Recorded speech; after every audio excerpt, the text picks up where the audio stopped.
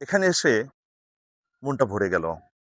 দেখি অনেক ধুন্দুল একেবারে প্রায় এক হাত ১ ফুট, আবার কোনো ১ হাতের মতো, প্রায় ছোট মাছের প্রায় ১ হাত, অর্থাৎ আমরা ১ ফুটই ধরে নিলাম যে এই যে এত সুন্দর ধুন্দুলগুলা ধরে আছে।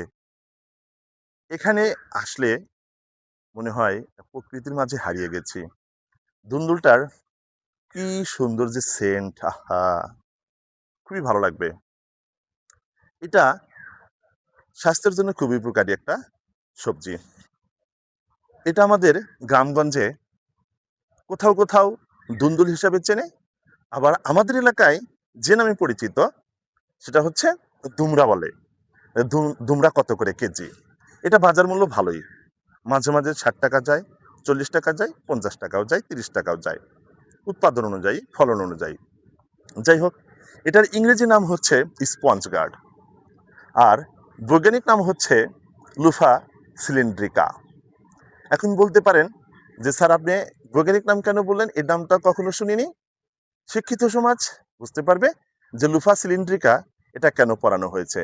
আমাদের বিজ্ঞানী মানে দ্বিপদ নামকরণের যে জনক, সুইডিশ বিজ্ঞানী ক্যারোলাস লিনিয়াস। ইনি প্রত্যেকটা প্রাণী, প্রত্যেকটা উদ্ভিদ, প্রত্যেকটা ফলমূলকেই এই দ্বিপদ নামকরণে ভাসিয়েছেন। সারা বিশ্বে একটাই নাম, লুফা সিলিন্ড্রিকা। এটা যদি বাংলা ভাষায় কেউ দুন্দুল বলে, বাঙালিরা চিনবে, দুমড়া বললেও চিনবে। কিন্তু আমাদের জাপান, চায়না এরা তো আর দুন্দুল হিসাবে চিনবে না, দুমড়া হিসাবে চিনবে না। কিন্তু লুফা সিলিন্ড্রিকা যখন বলবেন, তখন ওরা খুব সুন্দর করে আঁচ করতে পারবে যেটা উনি বৈজ্ঞানিক নামটা বলেছেন এই দুন্দুলের।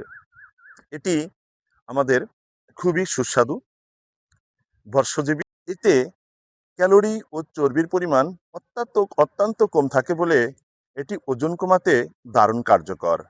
আবার ডায়াবেটিস নিয়ন্ত্রণেও এটি খুবই ভূমিকা পালন করে। যেমন এর শর্করা রক্তে ধীরে মেশে, ফলে হঠাৎ করে রক্তের গ্লুকোজের মাত্রা বাড়ে না। আবার হজম শক্তি বৃদ্ধিতেও এটি প্রচুর পরিমাণে কাজ করে। যেমন এর ফাইবার বা আঁশ রয়েছে, যা হজম শক্তি বাড়ায় ও কোষ্ঠকাঠিন্য দূর করে। অর্থাৎ যাদের কোষ্ঠকাঠিন্য রোগ আছে, তারা যদি ধুন্দুল খায়, দেখবেন তাদের আর কোষ্ঠকাঠিন্য অত কষ্ট হবে না। খুব সহজেই মলত্যাগ করতে পারবেন। আবার উচ্চ রক্তচাপ যাদের আছে, তাদের ক্ষেত্রেও এটি খুবই ভূমিকা পালন করবে। দেখেন কিভাবে? ধুন্দুলে থাকা পটাশিয়াম রক্তচাপ নিয়ন্ত্রণ রাখতে ও হৃৎপিণ্ড সুস্থ রাখতেও সাহায্য করে। গরমের দিনে শরীর ঠান্ডা রাখতে এবং জনিত ক্লান্তি দূর করতে এটি বেশ উপকারী। আর এটি বাংলাদেশে আবহাওয়া দুন্দুল চাষের জন্য খুবই উপযোগী। দুন্দুল খুব সহজেই গজায় এবং খুব সহজেই চাষ করা যায়। দোআঁশ মাটিতে এটির ফলন সবচেয়ে বেশি ভালো হয়। এটি সাধারণত ফেব্রুয়ারি থেকে সেপ্টেম্বর মাসের মধ্যে বীজ বপন করা হয়। বীজ সরাসরি মাটিতে বা টবেও বোনা যায়।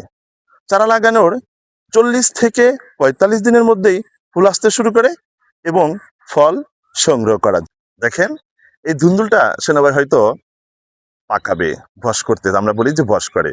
ভস করলে এর ভিতরে দেখেন ১ কলম, ২ কলম, প্রায় ৩ কলম। কত বড়, তাই না? আমার হাতের ১ হাত, এর পুরো ১ হাত আছে। আমার হাত কিন্তু অনেক বড়। ঠিক আছে? ১ হাত অনেক বড়। এই ধুন্দুলটা পাকাইতেছে। পাকানোর পর এর ভিতর থেকে বীজটা বের করে আবার বপন করা যাবে।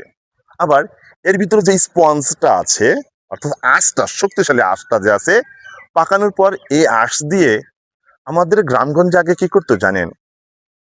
সুন্দর শরীরটা এরকম এর ভিতরে সাবান লাগিয়ে সুন্দর শরীর পরিষ্কার করা যেত, শরীরটা ঘষা যেত, অর্থাৎ কসলান যেত আমরা বলি।